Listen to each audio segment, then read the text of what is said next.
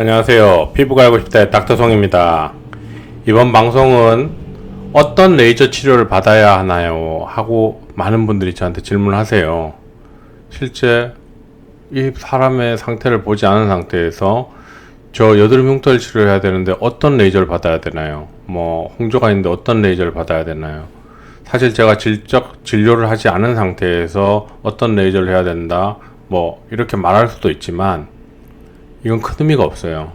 왜냐하면 간단하게 얘기하면 어떤 레이저가 하는가도 중요하지만 결국 근본적인 결과물 차이는 의사 선생님의 실력 차이에 의해서 나타나게 되는데, 한 예를 들면 어떤 요리를 하는 데 있어서 어떤 사람은 A라는 장비를 이용하고 어떤 사람은 B라는 장비를 이용하고 어떤 사람은 C라는 장비를 이용해요. 요리 기구의 차이는 있겠지만 그 맛이 중요한 거지 그 사람이 어떤 장비를 하는가가 크게 중요하지 않다는 거예요. 물론 장비의 종류가 더 좋고 도구가 더 좋으면 더 좋은 결과를 만들어낼 수 있어요. 이 말은 실력이 같은 사람일 경우에 한해서 그렇다는 거예요. 그리고 우리가 요리 주방기구라든지 이런 걸 제가 비유를 많이 하는데, 요리할 때도 마찬가지겠지만 단지 하나의 어떤 주방기구를 이용해서 결과물을 만들어내는 게 아니잖아요. 안에 여러 가지 도구를 이용하잖아요. 요리 주방기구를. 이런 얼굴 치료, 레이저 치료도 비슷해요. 레이저 하나의 파장 가지고 어떤 결과를 딱 만들어낸다? 이게 굉장히 현실적으로 어려워요. 그래서 A라는 장비, B라는 장비, C라는 장비를 어떻게 콤비네이션을 잘해서 만드는가. 어떤 경우에는 단지 이런 3-4개가 아니고 10개, 20개의 장비를 콤비네이션 할 수도 있고요. 이 얘기는 다 같은 날 한 번에 시술 때를 얘기하는 거예요. 의사 선생님에 따라 천차만별의 결과물들을 만들 수 있는 거예요. 그런데 사람들은 예를 들어서 시너지를 하면 모든 사람이 결과 비슷할 거라고 생각해요. 또 어떤 사람은 반대로 나 다른 병원에서 시너지 레이저를 받았기 때문에 시너지 효과가 없고 악화됐어. 그리고 얼굴이 예민해졌기 때문에 이 병원에서 시너지를 받으면 악화될 거라는 막연한 어떤 선입견을 가지고 있는데, 이거는 큰 의미가 없다는 거예요. 선생님마다 이 장비를 쓰는 방법이나 활용도에 따라서 완전히 다른 결과물이 나올 수 있다는 거예요. 시너지 레이저를 받는데 A병원에서 받았는데 결과가 안 좋았다고 해서 B병원에 가서 과연 결과가 안 좋을까? 치료를 하는 방법이나 활용도에 따라서 결과물들이 다 바뀌게 돼 있어요. 그런데 어떤 분들은 내가 시너지 레이저를 받았는데 효과가 없었다. 그게 없었다. 그래서 다른 병원에서 받아도 효과가 없을 거고 오히려 악화될 거라는 막연한 선입견을 갖게 되는 거예요. 그런데 이거는 사람들이 그 분야에 대해서 전혀 모르는 생각을 가지고 있기 때문에, 그 분야에 대해서 지식이 거의 없기 때문에 그런 생각을 하는 거예요. 저라도 제가 관심 없는 분야에 대해서 남인들이 얘기를 해주거나 그런 관련된 방송을 보면 이 내용이 무슨 내용이지? 라고 막연히 그렇게 생각할 수 있어요. 그래서 그런 선입견들이 흔히 말하는 우리가 가지고 있는 질병을 치료를 지연시켜요. 그래서 계속 악화시키게 만드는 거예요. 그리고 또 어떤 사람들이 어떤 걸 묻느냐면, 이런 레이저 치료는 어떤 부작용을 일으켜요? 라고 물어요. 그러면 그런 레이저 치료에 대해 부작용에 대해서 얘기를 하게 되는데, 잘 생각을 해봐요. 우리가 사무용 어떤 도르코 칼 같은 거 있죠. 그런 걸 가지고 그 칼의 부작용은 뭔가요? 라고 거꾸로 묻는다면 그 부작용을 뭐라고 얘기하실 수 있을 것 같아요? 그 칼을 잘못 쓰면 종이를 삐뚤삐뚤하게 잘못 이렇게 자를 수도 있고요. 세게 힘을 주면 앞에 도르코 날이 칼이 부러진다거나 이런 문제도 있겠지만, 더 깊게 범위를 되게 광범위하게 넓히게 되면 어떤 문제가 생기게 되냐면, 칼을 가지고 무기로 사용할 수 있다는 거예요. 단지 우리는 사무용 용품으로 나온 칼이지만 이걸 가지고 어떤 강도나 살인자가 무기로 해갖고 사람의 생명을 뺏을 수도 있고 부상을 입힐 수도 있는 거예요. 그러면 이 칼의 부작용은 우리가 생각한 그 이상, 상상 그 이상의 부작용이 나오는 거죠. 그러면 그걸 과연 부작용이라고 해야 되나? 부작용이 아니라는 거예요. 그죠? 왜? 사용 용법을 잘못 사용한 거죠. 잘못돼서. 그러니까 그걸 부작용을 엄밀히 말하면 안 되는데, 환자들은 레이저 치료로 생길 수 있는 문제, 그 어떤 부작용의 폭을 너무 광범위하게 생각해요. 예를 들면 그냥 단지 물집 정도, 에너지 세기를 잘못돼서 물집이라든지 살이 파이거나 이런 개념이 아니고 그 이상을 막 설명하게 되면 이거는 레이저 부작용이라고 얘기를 해야 되나요? 예를 들어 눈을 맞추면 어떻게 돼요? 실명하는 거예요. 그러면 이거 레이저 부작용일까요? 레이저 부작용이 아니죠. 다루는 사람의 실수죠. 잘못된 사용이죠.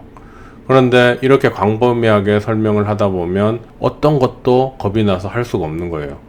한 예를 들면 우리가 이런 겁이 많고 신경이 쓰이고 너무 모든 걸 어떤 걸 할 때 이런 걱정 때문에 아무것도 못하는 분들이 있다고 쳐요. 그러면 이런 사람들은 자동차를 탈 때 교통사고가 날까 걱정돼서 어떻게 차를 탈까? 부산이나 서울을 왔다 갔다 하는데 내가 탄 KTX나 SRT가 사고가 날까? 어떻게 고속열차를 탈까? 걸어 다녀야 될 거 아니에요. 왜? 내가 탄 기차가 사고 날 수 있으니까요. 그런데 이 사람들 타고 다녀요. 즉 자기가 늘 이용하거나 하던 거에 대해서는 큰 걱정을 안 하다가 새로운 파트, 새로운 분야의 뭔가를 처음 트라이 할 때는 그런 많은 걱정을 하게 되는 거예요. 그런데 이런 걸 걱정을 하면 어떤 치료든 어떤 것도 못해요. 자기의 병변 상태는 계속 악화되게 되고 문제가 생기게 된다는 거예요. 그래서 이런데 너무 큰 어떤 의미를 두지 말고 기본적으로 생길 수 있는 문제가 있는데 그런 것까지 설명을 안 하면 문제가 되겠지만 그런 너무 걱정되는 것까지 다 얘기를 하면 어떤 사람도 겁이 나서 치료를 할 수가 없어요. 왜요? 레이저를 가지고 심장에다 쏘면 심장이 멈추잖아요. 심장이 타잖아요. 그러면 그거 죽는 거잖아요. 그 다음에 막 피부를 막 다 뚫게 쏘면 어떻게 되는 거잖아요. 그거 다 부작용인가요? 그 사람은 사용을 잘못한 거지. 그죠? 그런 것들을 다 고려해야 되는데 전혀 그냥 광범위하게 해석을 하고 그런 사람들은 치료할 때 조금의 어떤 트러블이나 이런 게 생기면 다 레이저 부작용이라고 결부시켜서 막 여론몰이 하는 걸 좋아하고 인터넷에 글 올려갖고 사람들한테 동정심 받는 걸 좋아하고 어떤 위로받는 걸 좋아하고 댓글로 뭔가 하는 걸 좋아하고 뭔가 군중 심리를 이용하는 걸 굉장히 좋아하세요. 그래서 제가 그런 사람들을 보면 잘 치료를 안 하려고 하는 성향이 있어요. 왜? 그 받는 사람이나 치료하는 사람이나 둘 다 스트레스를 만들어서 서로 불편한 관계에 놓이게 해요. 이런 사람들은 아무것도 안 하는 게 정답이에요. 저도 그런 사람들한테는 너무 신경 쓰지 말라고 얘기를 하고 안 하게 하는 게 제 의견이고요. 그래서 이번 방송은 어떤 레이저 치료를 받아야 하나요? 관련된 내용이고요. 이런 얘기를 듣게 되면 왜 로아큐탄을 복용할 때 레이저 치료를 하면 안 되는지도 좀 알 수 있을 거예요.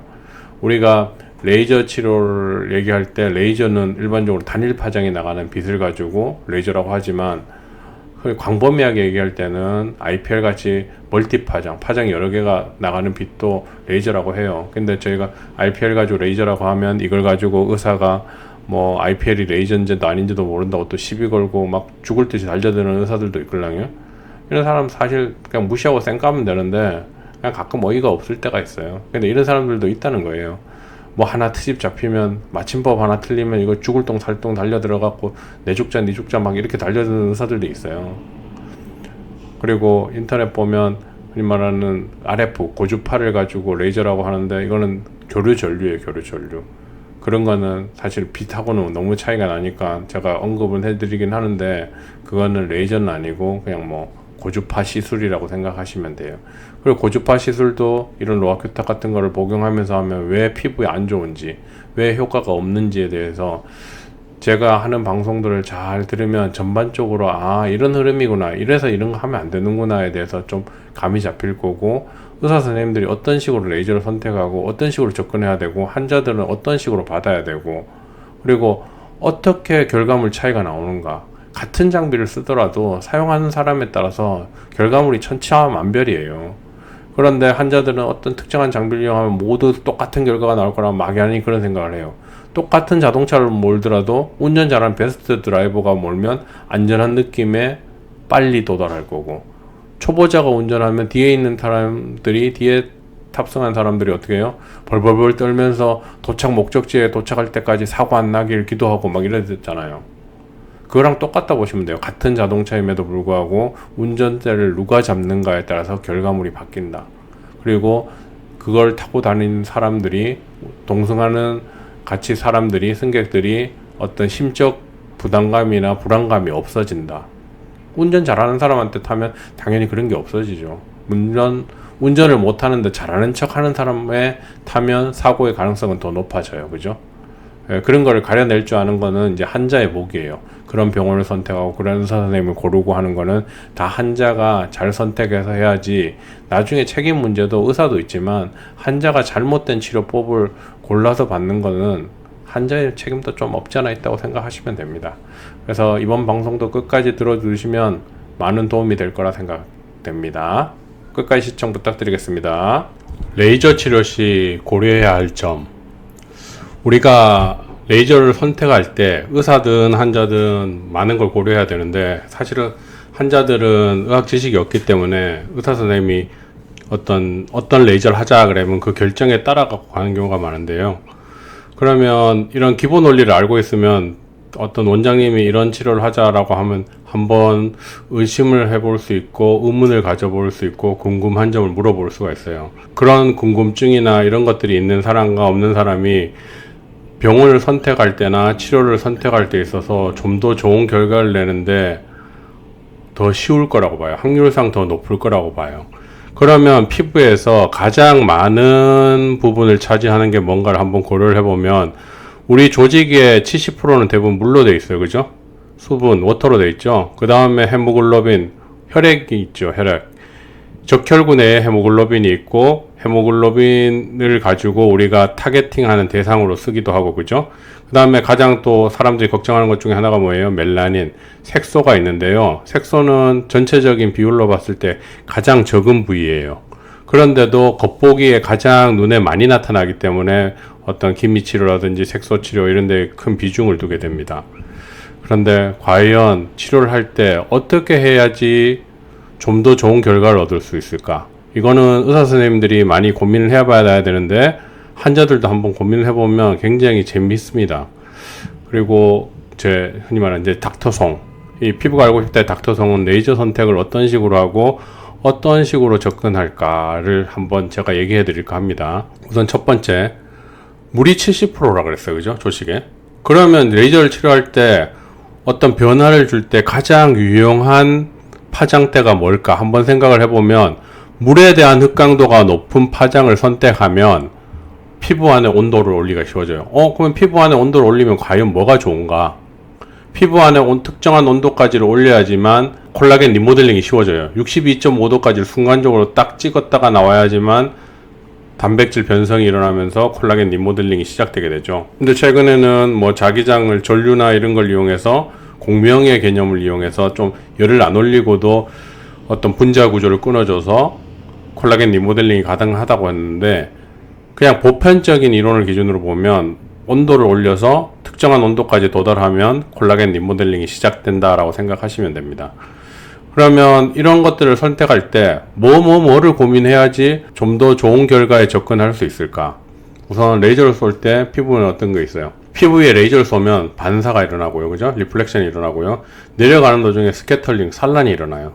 그래서 실제로 목적지에 도달한 부위까지 에너지를 쏘면 거의 도달하기 전에 소실이 일어나요. 실제로 포톤, 광자라고 하는 것들이 내려가는 도중에 거의 소실이 일어나서 목표 지점까지 도달하는 에너지는 극히 일부가 돼요. 근데 우리가 타겟팅하는 부분이 이 부분이게 되면 어떻게 하면 에너지 소실 없이 많은 부분을 여기까지 도달하는가가 많이 생각해야 될 문제가 되는 거예요. 에너지를 세게 쏘면 당연히 쉽게 도달하죠. 하지만 문제가 뭐예요? 표면에 하상을 입어서 환자도 그렇고 의사도 그렇고 많은 스트레스를 받게 돼요. 그러면 어떻게 하면 여기에 많은 에너지를 도달하게 할 수 있을까? 어떤 파장을 이용하면 그게 좀 더 쉽게 접근할 수 있을까? 이런 것들을 많이 고민해 봐야 돼요. 실제로. 그러면 좀 더 좋은 결과를 내는데 접근할 수 있겠죠. 이런 혈관 같은 것도 이 혈관에 도달하기 전에 반사산란과 이런 것들이 일어나면 어떻게 돼요? 혈관에 도달하기 전에 실제 에너지는 극히 일부만 도달하게 돼요. 그래서 우리가 치료 효과가 좀 떨어지게 되죠. 그리고 이런 반사산란의 파장이 갖는 특징 말고도 피부의 건조함, 피부의 어떤 촉촉한 정도, 이런 것들이 다 영향을 주게 되는데요. 어떤 레이저를 고르고 어떤 파장을 선택하고 그 파장이 쏘는 환경을 의사가 어떤 식으로 조성을 하는가에 따라서 결과물이 바뀐다는 거예요. 이런 레이저 파장을 선택할 때 어떤 거를 뭐를 고려해야 될까? 우선 아까 물, 헤모글로빈, 멜라닌이 있는데 피부를 보면 위에서 내려간다고 생각을 해봐요. 제일 첫 번째 만나는 게 뭐예요? 멜라닌이에요. 멜라닌. 우리가 피부 위에서부터 뚫고 내려갈 때 제일 첫 번째 실제로 만나는 건 멜라닌이에요. 하지만 피부 안에 물은 전체 다 있으니까 물은 무조건 만난다고 보는 거죠. 멜라닌을 첫 번째 만나고 쭉 더 내려가면 혈관이 있죠. 그죠? 그럼 이런 것들을 기준으로 했을 때 어떤 식으로 레이저를 골라야 될까? 그리고 어떤 레이저의 파장을 써야 될까? 이런 것들이 이제 의사가 선택해야 될 문제고 고민해야 할 문제예요. 아, 나는 그냥 색소만 없앨 건데, 나는 혈관만 없앨 건데, 예를 들어서 그냥 간단하게 얘기를 한다고 생각을 해봐요. 혈관만 없애려고 하는데 위에서 레이저 가다가 여기 안 걸릴까요? 여기에 덜 걸리게 하면서 이까지 도달하게 하는 게 어떤 치료의 방법이겠죠. 물론 혈관은 그림상은 이렇게 돼 있는 게 아니고요. 실제로 이렇게 돼 있어요. 혈관이 이렇게 올라와 있죠. 이렇게 올라왔고 이 진피 상부까지 혈관이 시작돼서 내려가면 내려갈수록 굵은 혈관들이 막 형성이 돼 있어요. 이거는 그림을 좀 더 쉽게 설명하기 위해서 그린 거라서 맨 처음 피부에서부터 내려가기 시작하면 색소, 멜라닌을 만난다. 그 다음에 밑에 가면 혈관이 있다를 그냥 보여주는 단적인 예예요. 그래서 치료를 할 때 이 세 가지를 굉장히 고려해야 된다. 뭐예요? 물, 헤모글로빈, 멜라닌. 꼭 기억하셔야 됩니다. 그러면 어떤 레이저의 파장을 선택할 것인가? 그러면 이제 어떤 이런 물질들에 대한 흑강도 그래프를 보고 설명을 해드려야 되는데 이게 과연 일반인들한테 먹힐 만큼의 지식 수준일까? 아니면 너무 높을까를 살짝 고민하면서 얘기를 해드려야 될 것 같아요. 약간 난이도가 높아서요. 근데 레이저를 치료받기 전에 걱정이 많은 사람들, 뭐 이런 것들을 선택하는 사람들은 이런 공부를 다 하고 오세요, 실제로. 그래서 이 정도 지식은 충분하게 어필할 수 있지 않을까 하는 생각이 들어서 설명을 드립니다. 여기 보면 우리가 흔히 말하는 흑강도 그래프라고 해요. 흑강도. 그러니까 어떤 파장에서 어떠한 물질이 흑강도가 얼마나 높은가를 나타내는데요. 그러면 물, 멜라닌, 그 다음에 헤모글로빈이죠. 옥시헤모글로빈과 디옥시헤모글로빈이라는 게 있어요. 이거는 정맥혈이라고 하고 동맥혈이라고 해요. 그냥 우리가 그냥 뭉뚱그려서 헤모글로빈이라고 하고요. 이 세 가지, 앞에서 언급한 이 세 가지가 가장 치료에 어떤 우리가 타겟을 대상으로 하는 거예요. 물은 피부의 70%, 조직의 70%를 가지고 있기 때문에 물은 무조건 타겟 대상에 포함되는 거예요. 근데 물의 흑강도가 없는 파장을 쓰게 되면 당연히 어떻게 돼요? 피부 안에 온도를 올리기 힘들어요. 멜라닌에 대한 어떤 흑강도가 높은 파장을 쓰면 멜라닌이 있는 쪽에서는 온도를 올라갈 수 있어도 피부가 전체적으로 온도가 잘 안 올라가요. 헤모글로빈이 있는 데 부분에는 헤모글로빈을 태우는 파장을 쓰면 혈관 부분에서는 온도가 올라가도 주변부의 온도가 잘 안 올라가요. 물론 이게 타면서 주변으로 열 전달이 조금은 되지만 우리가 넓은 범위의 피부를 콜라겐 리모델링 시키는 게 사실 어려워져요. 예를 들어서 보면 이 그래프하고 따라가서 그림을 봐야 돼요. 여기 보면 헤모글로빈의 그래프예요. 그죠? 그럼 헤모글로빈 그래프 이쪽에 보면 500대 파장대, 이쪽 대 파장대, 이쪽 대 파장대는 굉장히 높죠. 이 말은 뭐예요? 530이라고 하는 우리가 알려진 레이저 있죠. 헥셀V 같은 거. 그 다음에 이쪽에 가면 585, 595, V빔이나 시너지 같은 게 있어요. 이거는 흑강도가 굉장히 높아요. 즉 이런 파장을 쏘면 혈관에 쉽게 먹는다는 얘기예요. 그죠? 그러면 난 왜 치료가 잘 안 되나? 왜 혈관을 없앴는데 홍조 치료가 잘 안 되나? 혈관만 없앤다고 치료가 아니기 때문에 잘 안 되는 거예요. 그리고 아까 전에 그림에서 봤듯이, 앞에 그림에서 봤듯이 혈관까지 도달하는 도중에 실제 에너지가 굉장히 많이 소실돼요. 광자가 거의 다 없어지기 때문에 실제 혈관까지 도달하는 도중에 쏟는 에너지의 극히 일부만이 도달한다는 거예요. 그래서 혈관이 잘 제거되지 않는다는 거예요. 그렇다고 또 혈관만 제거한다고 그 혈관이 재발이 안 하느냐? 그 혈관은 또 재발을 잘 해요.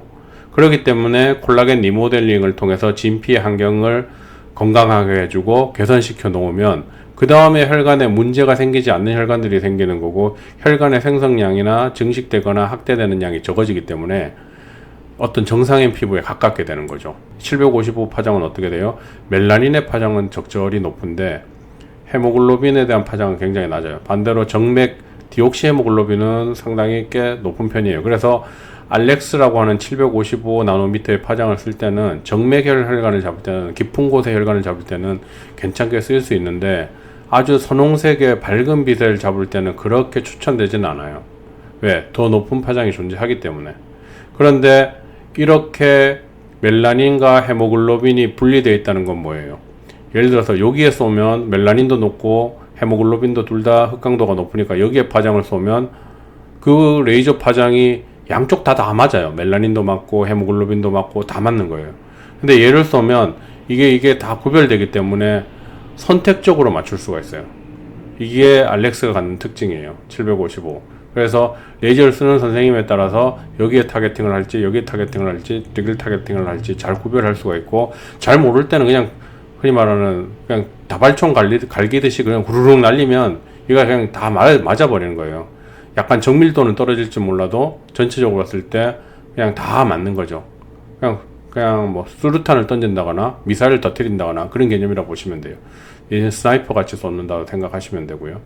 그 다음에 여기서 보면 물의 흑강도가 있죠. 물의 흑강도가 점점 올라가요. 그죠? 제가 제일 즐겨 쓰는 레이저가 뭐냐? 엔디야그예요. 엔디야그. 롱펄스 엔디야그인데 1064, 1064 나노미터의 파장을 가지고 있어요. 물의 흑강도가 아주 높지도 않고 적절히 높아요. 즉 피부의 조직이 70%가 물로 되어 있는데 피부의 온도를 올리기에 굉장히 유리한 거예요. 반대로 530이나 585나 595 같으면 어떻게 돼요? 혈관 자체의 온도를 올리는 게 쉬워져요. 응고시키는 게 쉽다는 얘기죠. 그리고 주변부의 온도가 잘 안 올라가요. 온도가 여기에 올라가도 주변부로 온도가 잘 전달이 안 되니까 진피 환경 내에서의 혈관을 개선시킬 수는 있어도 주변 환경이 개선이 잘 안 되는 거예요. 이거는 반대로 헤모글로빈에 대한 흑강도는 그렇게 안 높아요. 그죠? 755보다는 755보다는 조금 높은 편에 속하지만 뭐 정맥혈도 이 755보다 낮고, 예, 동맥혈은 약간 높지만 그렇게 높은 편도 아니고, 그죠? 멜라닌도 그렇게 높은 편도 아니에요. 그래서 가끔 가다가 이 엔디야그 Q 스위치로 토닝을 하는 경우에 멜라닌 흑강도가 높아서 한다라고 설명을 하는 거는 틀린 내용이라는 거예요. 왜? 멜라닌 흑강도는 이쪽이 훨씬 높은데 이쪽을 쓴다는 건 뭐예요? 흑강도의 개념 때문에 쓰는 게 아니라는 거예요. 얘는 서브셀룰라 레벨, 세포화 레벨로 색소를 건드릴 수 있어서 엔디야그 Q 스위치를 쓰는 개념이지, 멜라닌의 흑강도는 실제로 532 같은 XLV 같은 거 또는 요게 시너지라든지 VBM이 더 높아요. 그래서 토닝을 할 때 이걸 쓰는 이유는 세포 밖에 있는 거를 크게 자극 안 하고 세포 안만 건드릴 수 있기 때문에 이 파장을 선택하는 거예요. 어떤 이유로 파장을 어떻게 선택해야 되는지 이런 걸 알겠죠. 그러면 온도를 피부 안에 올리려고 하는 게 목적이라서 특정한 온도까지 오르게 한 다음에 피부 안에 콜라겐 리모델링 하는 게 목적이라면, 실제로 물의 흑강도가 훨씬 높은 파장을 쓰면 더 쉽지 않겠나? 물론 틀린 말은 아니에요. 1450 나노미터 파장이라든지 1550 나노미터 파장을 쓰면 실제로 얘보다 쉽게 온도를 올릴 수 있어요. 근데 걔는 색깔을 처리할 수 있는 능력은 조금 떨어져요. 혈관 확장은 되는데 헤모글로빈에 대한 흑강도는 더 떨어지기 때문에 혈관 처리가 얘보다도 안 돼요. 그러니까 하고 나서 프락셀 제네 같으면 하고 나서 빨개지죠. 그 빨간 걸 즉시 안 잡아주면 부작용이 생길 수 있는 거예요. 또는 너무 높은 거, 물의 흑강도가 한참 위에 올라가는 게 있어요. 2940 같은 어뷸 야그 같은 거, 그 다음에 10609 같은 CO2 프락셀 같은 거, 그런 거 같으면 물의 흑강도가 굉장히 높아요. 그 말은 뭐예요? 피부 표면에 물기가 있으니까 위에서부터 깎아서 내려간다는 얘기예요. 피부 안에 온도를 올리는 개념이 아니고, 피부 안에 온도를 올릴 만큼 에너지가 올라가면 피부 위가 다 날아가는 거예요. 그래서 그런 박피성 시술은 물의 흑강도가 너무 높은 파장들을 이용할 때 쓰는 거고요. 그래서 어떤 파장을 선택해야 될지, 어떤 파장을 선택하면 좀 더 좋은 결과를 내야 될지, 그리고 어떤 식으로 콤비네이션 해야 될지, 이런 것들이 의사 선생님의 실력이고 어떤 그 파라미터를 조정하는 거, 이런 것들이 좋은 결과물을 나타내는데 큰 영향을 주는 거예요. 어떤 병원 갔더니 어떤 게 레이저 한 개로 막 드라마틱하게 결과를 낸다. 사실 이론상으로는 거의 불가능해요. 왜? 이런 파장들이 갖는 특징들이 한두 개의 특징밖에 가지고 있지 않기 때문에, 실제로 피부는 유기체고 복합체이기 때문에 여러 개를 콤비네이션해서 다 변화를 줘야지 전체적인 변화가 생기는데, 한두 개의 변화만 줘서는 어떤 시각적인 변화가 크지 않다는 거예요. 물론 프락셀과 같이 얼굴을 화끈하게 다 날려버리면 우선 깎는 순간만은 얼굴이 붓고 얼굴이 평평해지만 3, 4개월 지나면서 얼굴이 요철이 생기기 시작하고 얼굴이 붉어지고 피지 분비는 더 늘어나고 악화된다는 거죠.